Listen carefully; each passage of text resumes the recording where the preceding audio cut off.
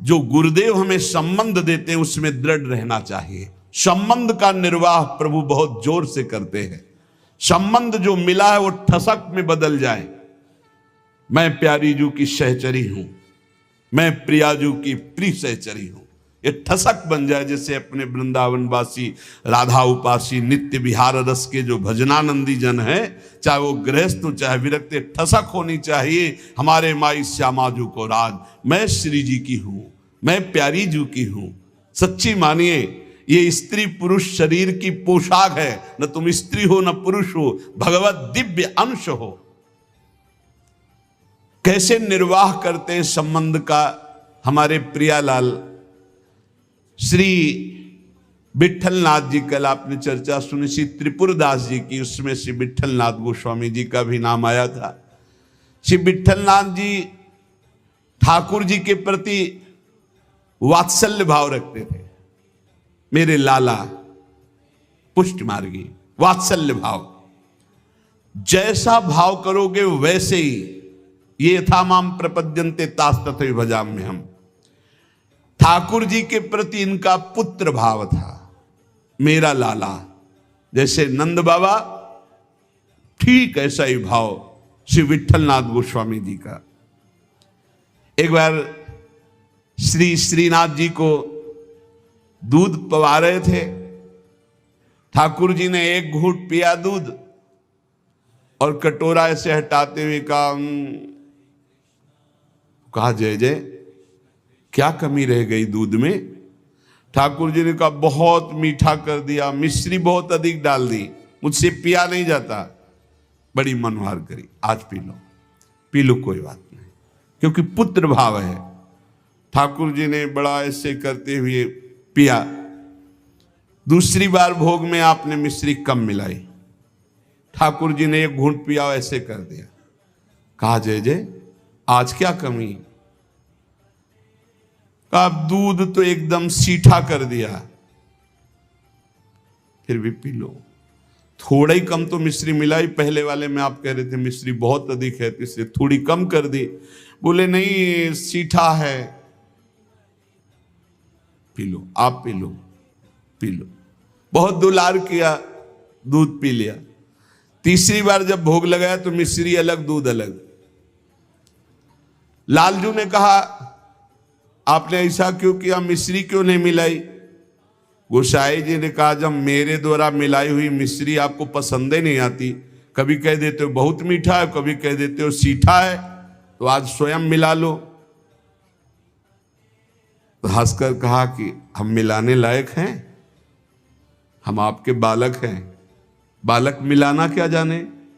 और दौड़ गए और गोद में बैठकर छाती से चिपक गए और कहा रूस गए क्या, मिला के पिलाओ, हम तो बालक हैं, हम थोड़ी मिला पाएंगे। ये था माम प्रपद्यन्ते, वात्सल्य भाव, मेरे पुत्र हो। तो वैसे ही ठाकुर जी गोसाई जी ये हृदय से चिपक करके श्री श्रीनाथ जी कहने लगे मैं तो आपका बालक हूं ना। अशुभ प्रवाह होने लगा।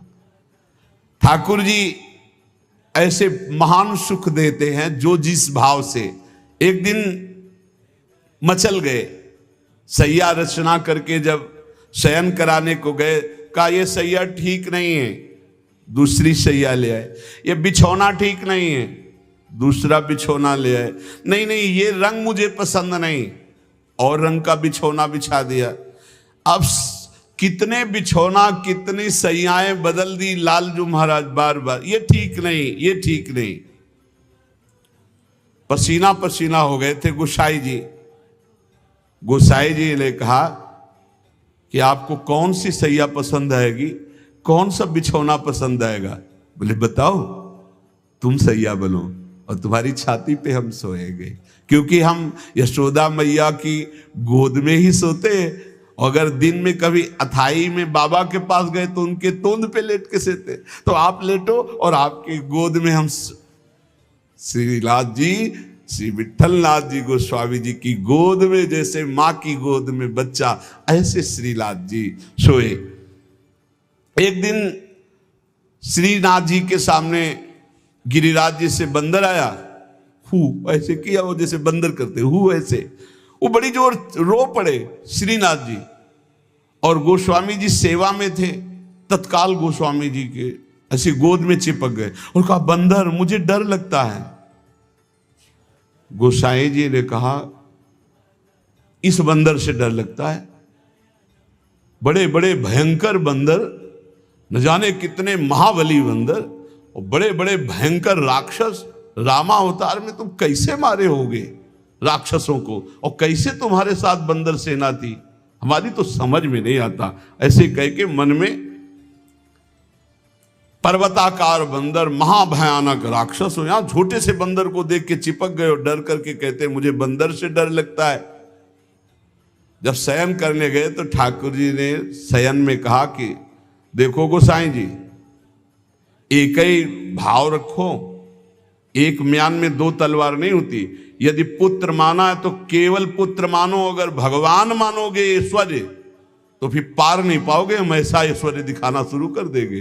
अगर पुत्र माना है तो केवल पुत्र ही मानो, तो तुम्हारा बेटा बंदर से डरेगा कि नहीं? तो हम वैसे ही डर रहे हैं जैसे बेटा डरता है। और अगर ये कि भगवान ऐश्वर्यशाली, तो फिर पार नहीं पाओगे, हम इतना ऐश्वर्य दिखा देंगे। एक म्यान में दो तलवार नहीं रहती। गोसाई जी जगे एकदम, और श्रीनाथ जी को देखा पास में, गले से लगा करके दुलार करते हुए, वात्सल्य भाव। एक दिन चूड़ी पहनाने वाली आई। गोसाई जी ने कहा कि जाओ हमारे घर में जितनी बहुएं हैं सबको चूड़ी पहना दो और पैसा यहां ले लेना आके। आपके 7 पुत्र थे तो 7 बधुएं थी। गोसाई जी ने ये नहीं कहा कि 7 बधुओं को पहना देना, कहा कि मेरी जितनी बहुएं हैं उन सबको चूड़ी पहना दो और पैसा यहां से ले जाना। अब उनकी 7 बहुएं तो चूड़ी पहनी, 8वीं श्री स्वामिनी जी पहुंच गई अपने कर कमल। जे ही उस चूड़ी पहनाने वाली ने श्री जी के कर कमल को देखा, अशुभ प्रवाह, आनंद मूर्ति हमारी प्यारी जो है, अशुभ प्रवाह होने लगी। ऐसा उसको लगने लगा कि आनंद के आवेग में मुझे मूर्छा आ जाएगी।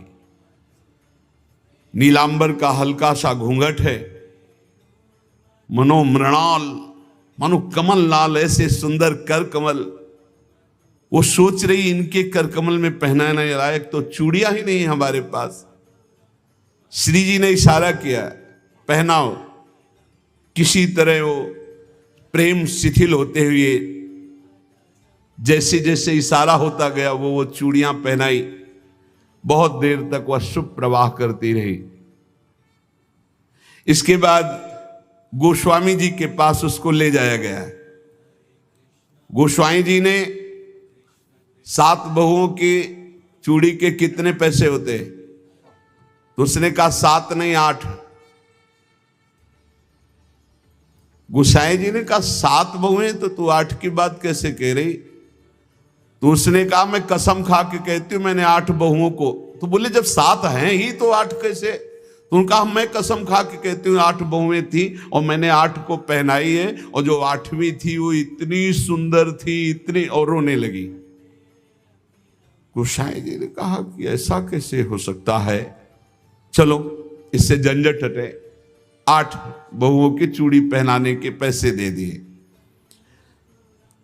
जब रात्रि में शयन किया तो श्री जी ने गोसाई जी से कहा कि उस चूड़ी वाली से क्यों झगड़ रहे थे?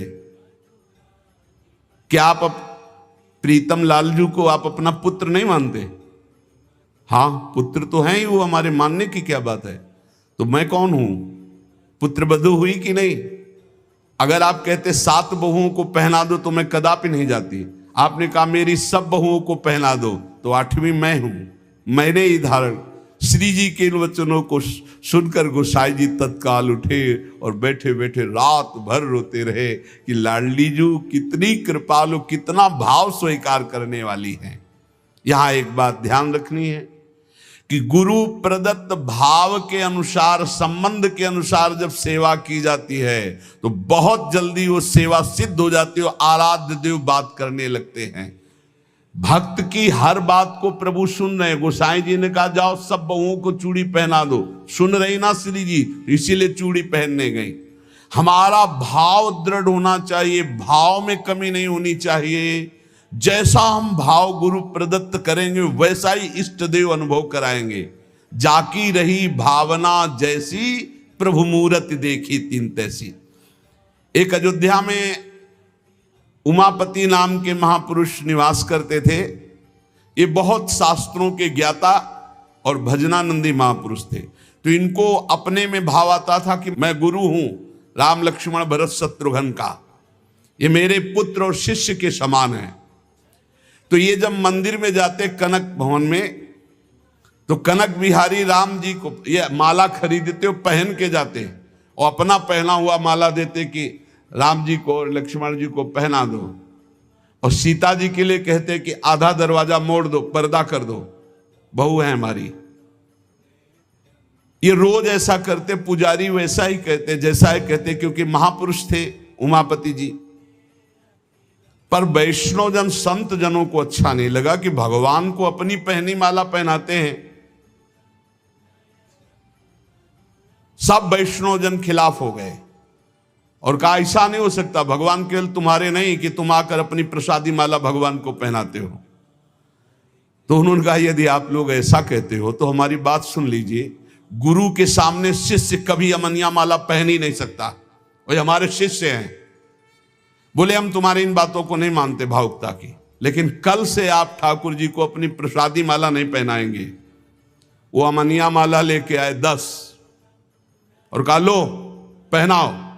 तो जो राम जी के गले में डालते टूट के गिर जाती, लक्ष्मण जी के गले में डालते टूट के गिर जाती। 10 माला पहना दी, वो सब टूट के गिर गई। सब संत और वैष्णव खड़े देख, बोले देखा ये भला अमनिया पहन सकते हैं जब मैं इनका गुरु हूं। वशिष्ठ भाव से वो रहते। फिर उन्होंने माला मंगवाई और सामने माला पहनी और जे ही दी कि लो पहनाओ, वो माला टूटी रही, वो माला धारण हो गई। पंडित जी ने सब संतों से प्रार्थना की कि ठाकुर जी को जिस भाव से भजा जाता है ठाकुर जी वैसा ही व्यवहार करते हैं। आप अपने स्वामी के रूप में देखते हैं, लेकिन ये हमारे शिष्य हैं, हमारे पुत्र के समान हैं। क्योंकि मैं वशिष्ठ भाव से रहता हूं, इसलिए प्रभु मेरे भाव का पोषण कर रहे हैं, आप लोग अन्यथा ना समझिए। और जब ये मंदिर जाते तो पुजारी से कह देते कि जानकी जी की तरफ का दरवाजा थोड़ा सा जैसे बहु ओट में होती है ऐसे करो, कर देते। भावानुसार पुजारी जी जे ही देखते कि उमापति पंडित दर्शन करने आ रहे तो जानकी जी की तरफ दरवाजा कर देते या पर्दा कर देते। पुजारी जी विशेष सावधानी पूर्वक ऐसा करते। ये भी भक्तों को अच्छा नहीं लगा कि तुम ये अकेले थोड़ी दर्शन करते हो कि जानकी जी का, वो हमारी माता है, हमारे सर्वस्व हैं, आप ऐसा। तो एक दिन पर्दा नहीं किया। तो जे ही उमापति पंडित जी गए तो फटाक से आधा दरवाजा अपने आप बंद हो गया। सब आश्चर्यचकित हो गए, क्योंकि ऐसा कैसे। बस ये बात समझ लो, प्रभु भाव को बहुत पकड़ते हैं, भाव ही सबसे बड़ी वस्तु है। धड़ाक से दरवाजा बंद हो गया। पंडित जी ने पुजारी जी से कहा आप कभी चूक मत करना, जानकी जी हमारी बहू हैं, हमारे शिष्य की है, इसलिए वो कभी हमारे सामने ऐसे नहीं, पर्दा करके। तो पुजारी ने और संतों ने जान लिया कि महामहिम भाव को प्राप्त महापुरुष है, सबने क्षमा मांगी। गोसाई जी स्वयं पद रचना करने में कुशल और गा करके ठाकुर जी को पद सुनाने में कुशल। अष्टयाम सेवा पद्धति से श्री श्रीनाथ जी की सेवा करते और 8 परम प्रवीण कीर्तनकार नियुक्त किए। श्री सूरदास जी, श्री परमानंद दास जी, श्री कुंभन दास जी और श्री कृष्णदास जी, ये 4 महापुरुष श्रीमद वल्लभाचार्य जी महाप्रभु की कृपा पात्र थे। और श्री गोविंद दास जी, श्री चतुर्भुज दास जी, श्री छीत स्वामी जी और श्री नंद दास जी, ये 4 महापुरुष श्री विठलनाथ गोसाई जी की कृपा पात्र थे। ये 8 महापुरुष 8 पहर की प्रिया प्रीतम की जो लीलाएं हैं वो गा गा कर श्रीनाथ जी के सामने सेवा पद्धति के अनुसार सुनाते थे। एक बार की बात है, किसी विठलनाथ जी श्री ठाकुर जी को भोग लगा रहे थे, तो भोग में एक तिनका देखा। बहुत दुख हुआ कि मेरे सुकुमार लाडले ठाकुर और उनके भोग में इतनी असावधानी बनाने वाले तिनका। बहुत सावधान रहना चाहिए ठाकुर जी का, जब भोग बनाए तो बोलचाल में भी सावधानी रखे, कहीं थूक की छिट्टी ना चली जाए मुख में, ऐसा होता है। तो अगर कभी बात करनी हो तो रसोई से ऐसे करके बात करे, वैसे तो बात कम ही करे, मौन धारण करके बनाए, क्योंकि अगर हम पद जोर जोर से गाएंगे या बात करेंगे तो हमारे मुख से थूक की छिट्टी ठाकुर जी के भोग सामग्री जो बन रही है उसमें गिरना हो सकता है। कितनी सावधानी महापुरुषों के चरित्र से हमें प्राप्त होती। तिनका को देख करके बहुत दुखी हुए और कहा कि आज हम हैं, तब हमारे ठाकुर जी के भोग में तिनका निकला और कल हमारा शरीर छूट जाएगा तो तुम लोग कैसे हमारे ठाकुर जी की सेवा करोगे। तो मैं आज ही संन्यास धारण करूंगा और विचरण करूंगा, जैसा मनावे वैसा करो। आप इतना कहे तो सब लोग बहुत दुखी हो गए। सबने अनुनय विनय की कि एक बार अपराध क्षमा कर दो, ठाकुर जी के भोग में कभी त्रुटि नहीं होगी। आपने कहा हम परिहास में कभी झूठ नहीं बोलते, हमने कहा संन्यास लेंगे तो अब संन्यास लेंगे, अब हम तुम्हारे बीच में नहीं रहेंगे। श्री ठाकुर जी श्रीनाथ जी से आज्ञा लेने गए। ठाकुर जी ने बहुत उदास होकर के कहा, गोसाई जी एक गेरुआ वस्त्र हमको भी मंगवा दो। बोले आपको क्यों जय जय, आपके पास तो बहुत सुंदर सुंदर पोशाक हैं। बोले हम आपके बिना नहीं रह सकते, अगर आप सन्यास लेंगे तो हम भी सन्यास लेके आपके साथ ही चलेंगे। देखो कैसा प्यार करते, जैसे माधवदास बाबा जगन्नाथ जी को प्यार करते, तो जगन्नाथ जी से जाके आज्ञा ली, जय जय अब ब्रज 84 कोस आपकी लीला भूमि में जाना चाहता हूं, आदेश दे दो। बोले बाबा आपके बिना हम रह नहीं सकते। बोले नहीं जय जय, हमारे पास इतनी भोग सामग्री नहीं कि मैं रास्ते में आपको भोग लगाऊं, आपको नहीं ले जा पाऊंगा, पर हम जाएंगे ब्रज 84 कोस दर्शन करने आपकी लीला भूमि के। ठाकुर जी चुप हो गए, उनके आगे बस कहाँ। अब वो सुबह प्रातःकालीन चले। अब सुबह सुबह ही इतनी भूख लगे आई तो उन्होंने कहा आज तक कभी ऐसी भूख नहीं लगी। तो एक माई थी, तो उससे कहा माई बहुत भूख लगी, कुछ मिल सकता है। तो बोले बाबा अभी बना देती हूँ। तो कुछ समय में वो भोजन बना करके और पवाने, और जब पवा रही थी माधवदास बाबा को तो रोते जा रही थी। तो बाबा की दृष्टि गई, बाबा ने कहा माई रो क्यों रही हो। बोले इतना सुंदर सुकुमार लाडला बालक तुम्हारे जैसे बाबा जी के साथ कैसे आ गया, इसकी माँ कैसे रहती होगी। तो उन्होंने भागवतिक दृष्टि से देखा तो थाल में बैठे जगन्नाथ जी पा रहे थे। बोले इसीलिए भूख लग रही थी, हमें पता क्या कि तुम्हें भूख लग रही, तुम क्यों साथ। बोले बाबा मैं नहीं रह पाऊंगा आपके। ये जरा प्यार देखो ठाकुर जी का, कह रहे बाबा मैं नहीं रह पाऊंगा। ऐसे ही श्रीनाथ जी गोसाई जी से कह रहे कि एक गेरुआ वस्त्र हमको भी मंगा दो, अगर आप सन्यास लोगे तो हम भी सन्यास ले लेंगे। गोसाई जी आपके बिना हम नहीं रह सकते। गोसाई जी ने गले से लगा लिया। तो कहा गले से लगा लिया तो मेरी बात मानो, अब तुम्हें सन्यास नहीं लेना। बोले जैसी आपकी आज्ञा। बोले सेवा में त्रुटि अगर हो रही तो जब मुझे दुख नहीं तो तुम्हें दुख क्यों हो रहा है। तो बोले तुम्हें दुख हो या ना हो, आप मेरे पुत्र हो, मेरे को दुख होता है कि मेरे लालन के भोग में तिनका कैसे आ गया। भाव समझिए। श्री विठलनाथ गोसाई जी स्वयं सेवा में सावधानी पूर्वक, पर कभी कभी अगर त्रुटि हो जाए सेवा में तो बहुत ही असंतुष्ट हो। यह ध्यान रखने का विषय है कि हम केवल विग्रह की पूजा नहीं कर रहे, साक्षात श्यामा श्याम विराजमान है, साक्षात श्री जी विराजमान। हम जल पिवाएं तो उसी भाव से, भोग लगावें तो उसी भाव से, पोशाक पहरावें तो उसी भाव से। श्री गोस्वामी जी शयन करते थे गोकुल में आकर, और नित्य प्रति श्री श्रीनाथ जी की सेवा में आते। यहाँ जतिपुरा गोवर्धन में श्रीनाथ जी विराजमान थे, तो आप घोड़े पे चढ़ करके आते थे। यदि कहीं आने में कुछ विलंब हो जाए तो अन्य सेवा चाहे कोई कर ले, पर आरती आप ही रोज करते थे। आरती सेवा आप ही करते थे। आज भी बल्लभ कुल में नियम चला आ रहा है कि और ठाकुर सेवा तो सब मिलके करेंगे, लेकिन आरती गोस्वामी वंशज ही करेंगे। श्री ठाकुर जी की अक्षुण्ण सेवा गोस्वामी जी अपने बालक के समान मानकर करते।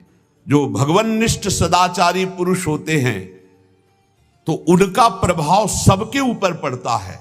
उस समय भक्ति का वातावरण एक बन चुका था, जिसको देखो सब भगवान की भक्ति में निमग्न। जो श्री विट्ठलनाथ जी थे, ये श्रीमद वल्लभाचार्य जी के द्वितीय सुपुत्र है। आपका जन्म प्रादुर्भाव विक्रम 1572 में काशी के निकट चुनारगढ़ में हुआ। श्री आचार्य महाप्रभु वल्लभाचार्य जी ने प्रयाग में अड़ैल में आकर आपका जन्मोत्सव मनाया।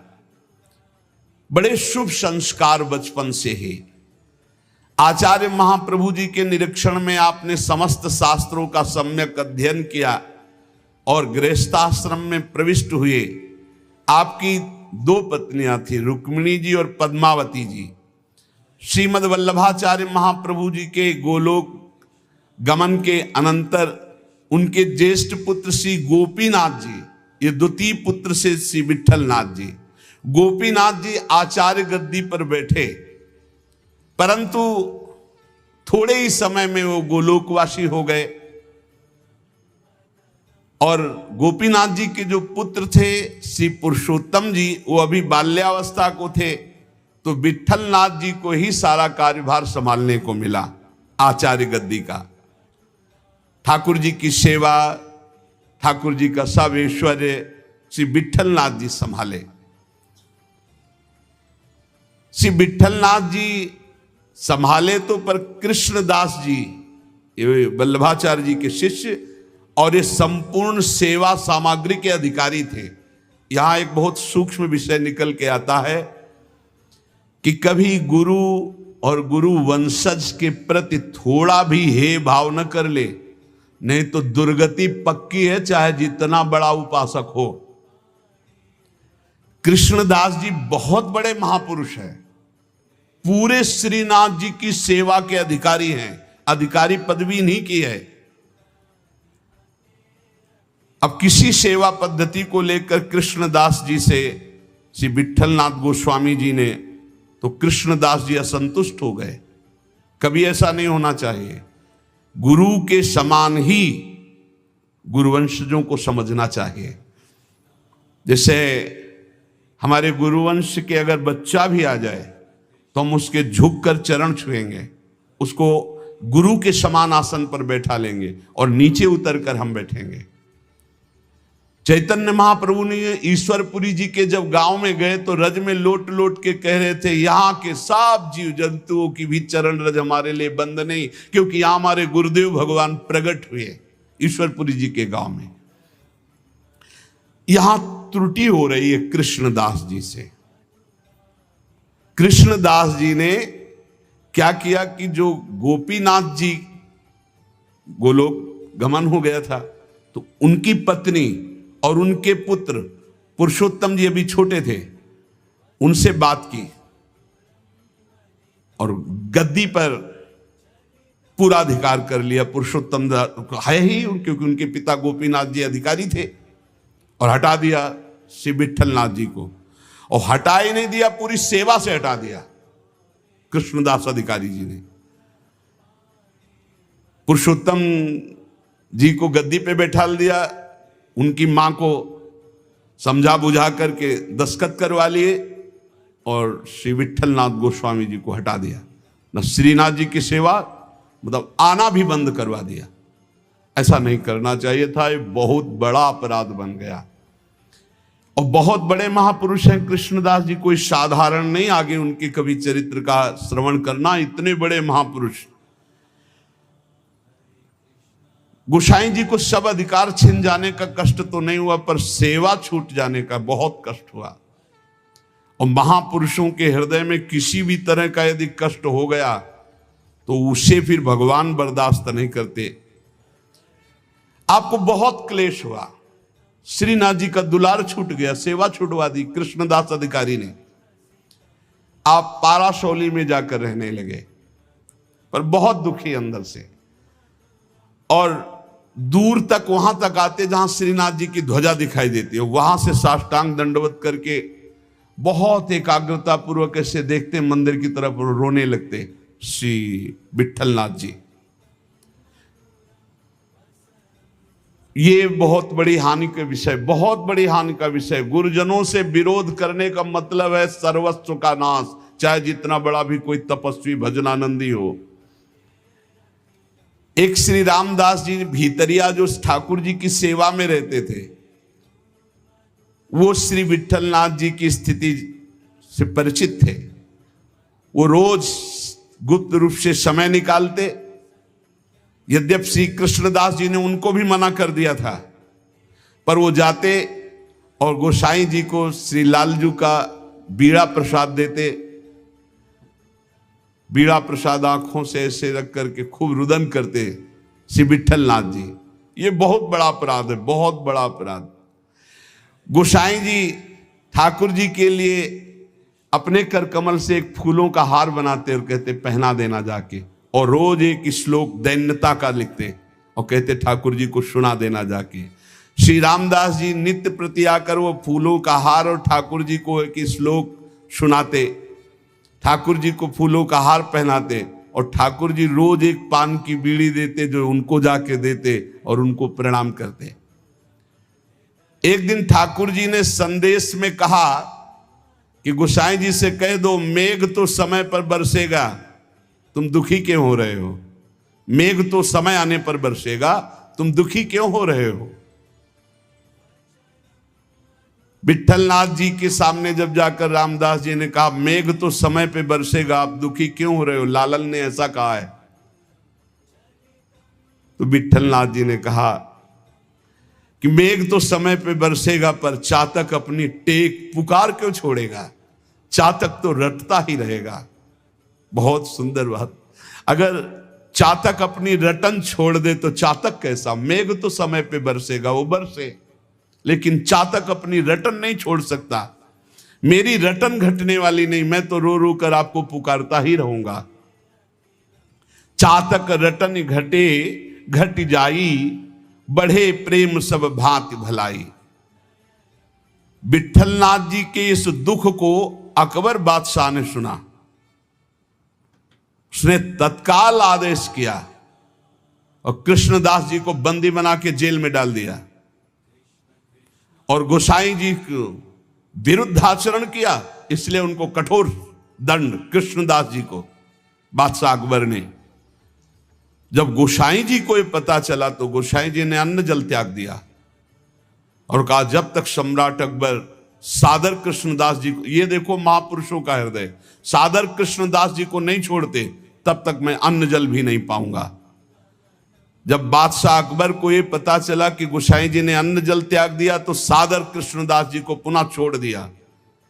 कृष्णदास जी को जब ये पता चला कि गोसाई जी मेरे लिए अन्न जल छोड़ दिए, तब गोसाई जी के पास आए और चरणों में गिरे और कहा मुझे आपके प्रभाव का पता नहीं था, क्षमा कीजिए। कृष्णदास जी ने पाराशौली में आकर गोसाई जी के चरण पकड़ लिए। गोसाई जी गंभीर हो गए। महापुरुष अगर डांट दें तो बच गए आप, और गंभीर हो गए तो पिट गए आप, बस इतना समझ लो। गंभीर इसलिए हो गए कि तुमने लालन की सेवा छुड़वा दी, सब ठीक है, लेकिन लालन की से दूर रखा, दर्शन नहीं, सेवा नहीं, इसलिए गंभीर हो गए। विठलनाथ गोसाई जी को पूर्व सेवाधिकार प्राप्त हो गया। श्री कृष्णदास जी का अंतिम लीला जानते हो कैसे हुई? कुआं में पैर फिसल गया और गिर के मरे और प्रेत बने, इसी अपराध के कारण। बहुत सावधान, इतने बड़े महापुरुष हैं, उनका चरित्र है कृष्णदास जी का, बहुत बड़े महापुरुष हैं, लेकिन अपने गुरु से अपराध बन गया। गुरुवंश गुरु स्वरूप ही है, अपराध बन गया तो प्रेत योनि को, पैर फिसल गया, कुएं में गिरे और उनके प्रेत योनि को प्राप्त हुए। बहुत सावधानी की जरूरत है कि कहीं ऐसे अपराध, नहीं तो चाहे जितना भजन हो, वो भजन बाद में तो कल्याण करेगा, लेकिन बीच में छूट जाएगा और बीच में हमारी दुर्गति हो जाए। अंतिम तो मंगल ही होगा, क्योंकि भगवान का जन कवि नामे भक्ता प्रणश्यति। जब ये प्रेत बन गए थे तब भी उद्धार गोस्वामी विट्ठल नाथ जी के द्वारा ही इनका हुआ।